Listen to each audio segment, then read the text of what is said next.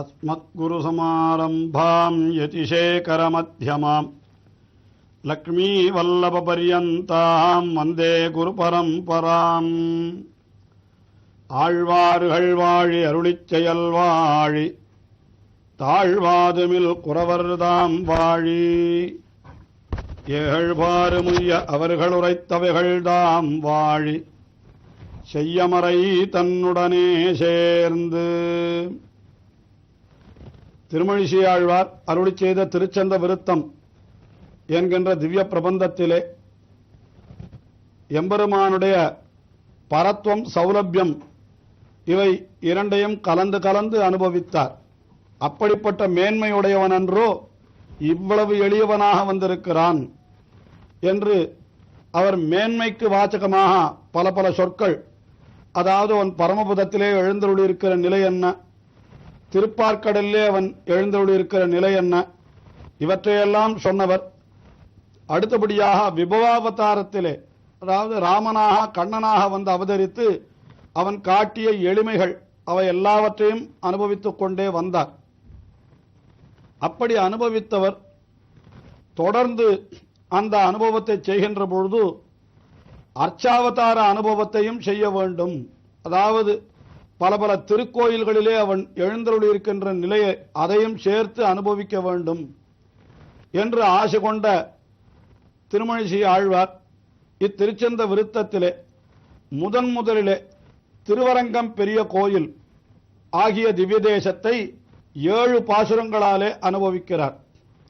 திருவரங்கத்திலே அவன் எழுந்தருளியிருக்கின்ற நிலை என்று அதை அனுபவிக்க தொடங்கினார்.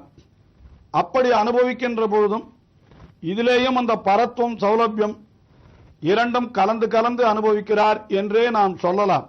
அதாவது அவன் பரத்துவம் அவதாரம் என்று பார்க்கின்ற பொழுது அவன் பரமபதத்திலே எழுந்தருளியிருக்கிற பரத்துவம் என்பது மேன்மையை காட்டுகின்றது. அதே சமயத்திலே அவன் ராமனாய் கண்ணனாய் வந்து அவதரித்த காலத்திலே அவன் செய்த செயல்கள் எல்லாம் அவனுடைய எளிமையை காட்டுகிறது என்று கொள்ளலாம். ஆனால் அந்த விபவாவதாரத்தையும் அர்ச்சாவதாரத்தையும் சேர்த்து அனுபவிக்கின்ற பொழுது ராமனாய் கண்ணனாய் அவதரித்த காலங்களிலே அவன் செய்த செயல்களே அவனுடைய பரத்துவத்தை காட்டுகின்றன என்றும், அவன் இப்படி திவ்ய தேசங்களிலே எழுந்தோடு இருக்கிற நிலை அது அவனுடைய சௌலபியத்தை அவனுடைய எளிமையை காட்டுகின்றது என்றும் கொள்ளும்படி அமைந்திருக்கிறது. ஆக இங்கேயும் கூட பரத்துவம் சௌலபியம் இரண்டையும் சேர்த்துத்தான் அனுபவிக்கிறார். ஆனால் பரத்துவத்தை விபவாவதாரத்திலேயும் சௌலபியத்தை அர்ச்சாவதாரத்திலேயும் அனுபவிக்கிறார் என்று நாம் கொள்ளலாம். அப்படி அவர் திருவரங்கம் பெரிய கோவிலை அனுபவித்து வருகின்ற காலை பல பல பாசுரங்கள் நாம் ஏற்கனவே பார்த்தோம். 54வது பாசுரம் அதிலே என்ன தெரிவிக்கிறார் என்றால், ராமபிரானாய் அவதரித்து அவன் ராவணன் முதலான அரக்கர்களை எல்லாம் அழித்தான் அல்லவா, அப்படிப்பட்ட மேன்மையுடையவன் இன்று இங்கே திருவரங்கத்திலே வந்து எழுந்தருளியிருக்கிறான் எனக்கு அருள் புரிவதற்காக என்று அந்த பரத்துவத்தையும் சௌலபியத்தையும் இங்கே ராமாவதாரத்திலும் அர்ச்சாவதாரமாக அவன் எழுந்தருளியிருக்கிற திருவரங்கம் பெரிய கோவிலும் சேர்த்து அனுபவிக்கிறார் என்றே நாம் கொள்ளலாம். இலைத்தலை திறந்துறந்து இலங்கை கட்டழித்தவன் மலைத்தலை திறந்திழிந்து வந்து நுந்து சந்தனம் உலைத்தலை திருத்தெறிந்தார் குங்கும குழம்பினோடு அலைத்தொழுகு காவிரி அரங்கமேய வண்ணலே. இந்த பாசுரத்திலே திருமழிசை ஆழ்வார் என்ன தெரிவிக்கிறார் என்றால், அந்த இலங்கை கட்டழித்தவன் என்று இலங்கை கட்டழித்தவனான ராமபிரான் அவன்தான் அரங்கமேய அண்ணலே, திருவரங்கத்திலே எழுந்தருளியிருக்கின்ற அண்ணல் சுவாமி.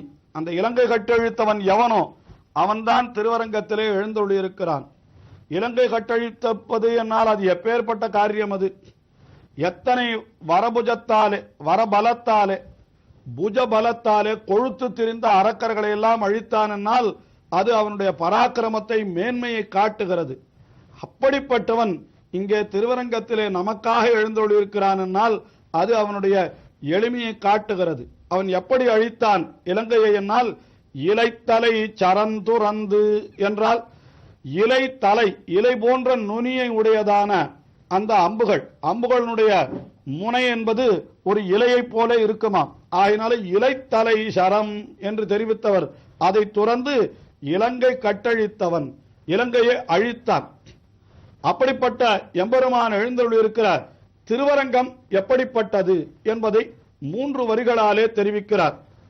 அந்த திருவரங்கத்திலே காவிரி ஆறு பெருகி ஓடுகிறது. அது எங்கோ உற்பத்தியாகி அந்த திருவரங்கம் பெரிய கோயில் வழியாக செல்லுகிறது அல்லவா?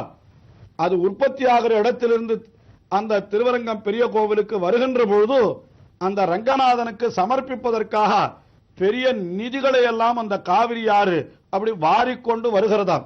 அது என்ன எப்படின்னா, மலைத்தலை பிறந்திழிந்து வந்து நுந்து சந்தனம், மலைத்தலை பிறந்து என்கிறார். இந்த காவிரி ஆறு எங்கோ ஒரு குடகு மலையிலே பிறக்கிறது.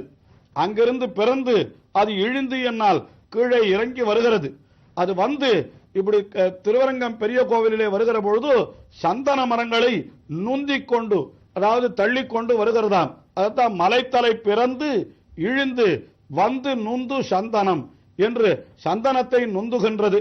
அது மட்டுமல்ல, குலைத்தலை திருத்தெறிந்த குங்கும குழம்பினோடு என்று வருகின்ற பொழுது வழியிலே இருக்கக்கூடிய அந்த குங்கும கேசரங்கள், அதாவது குங்கும பூ என்று சொல்லுகிறோமே, அதையெல்லாம் கூட எடுத்துக்கொண்டு வருகிறதாம். அது சந்தனம் என்றால் வெறும் சந்தனம் மட்டும் போதாது, அந்த சந்தனத்திற்கு குங்குமப்பூவையும் சேர்த்தால்தான் அது இன்னும் வாசனையாக இன்னும் விசேஷமாக இருக்குமாம். ஆகையினாலே வருகின்ற வழியிலே அது குங்கும குழம்பையும் சேர்த்து அந்த காவிரி ஆறு எடுத்துக்கொண்டு வருகிறதாம். இப்படி குங்கும குழம்பினோடு அலைத்து ஒழுகு காவிரி என்று பெரிய ஆரவாரத்தோடு வருகின்றது காவிரி. அந்த காவிரி ஆற்றன் கரையிலே அரங்கம் மேய அண்ணல் என்று இந்த திருவரங்கம் பெரிய கோவில் என்கிற திவ்ய தேசத்திலே எம்பெருமான் எழுந்தருளியிருக்கிறான். அவன்தான் இலங்கை கட்டழித்தவன். பகவான் ராமபிரானாயாக அவதரித்து பெரிய யுத்தத்தை செய்தான். அந்த யுத்தத்தினுடைய சிரமமெல்லாம் தீர்வதற்காகத்தான் அவன் திருவரங்கம் பெரிய கோவிலே வந்து இப்படி பள்ளி கொண்டான் போலும்.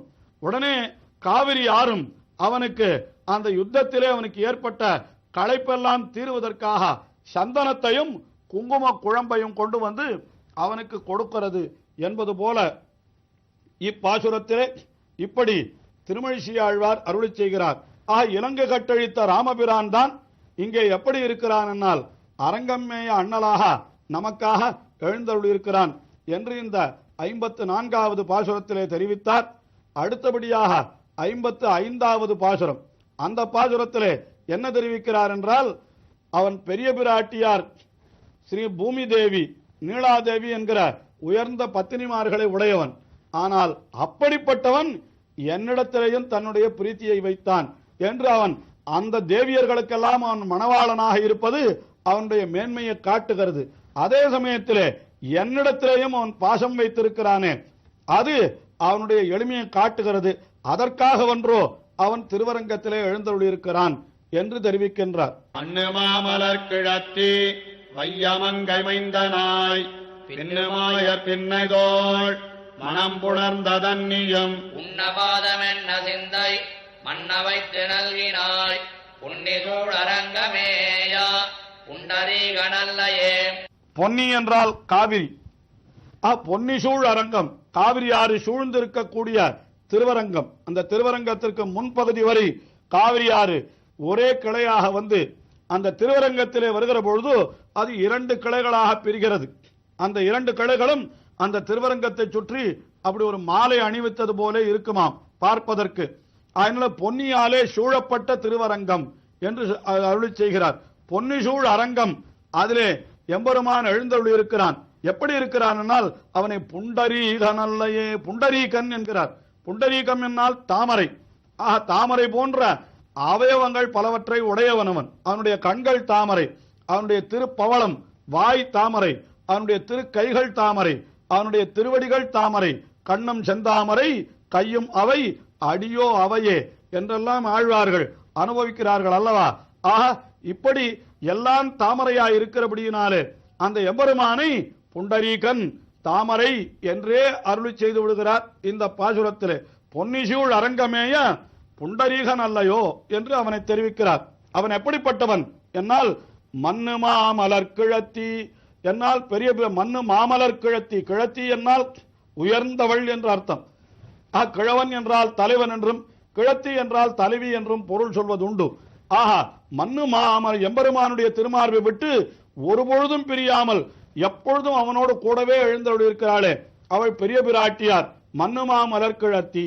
அதற்கு மேலே வையமங்கை மைந்தனாம், வையமங்கை என்னால் பூமி பிராட்டி, அவளுக்கும் மைந்தன் என்னால் மிடுக்கை உடையவன், நித்திய யுவாவான கணவன், யவ்வன பருவம் உடையவன் என்று இப்படி பெரிய பிராட்டியாருக்கும் பூமி பிராட்டிக்கும் மணவாளனான எம்பெருமான் அவன் என்ன செய்தான்?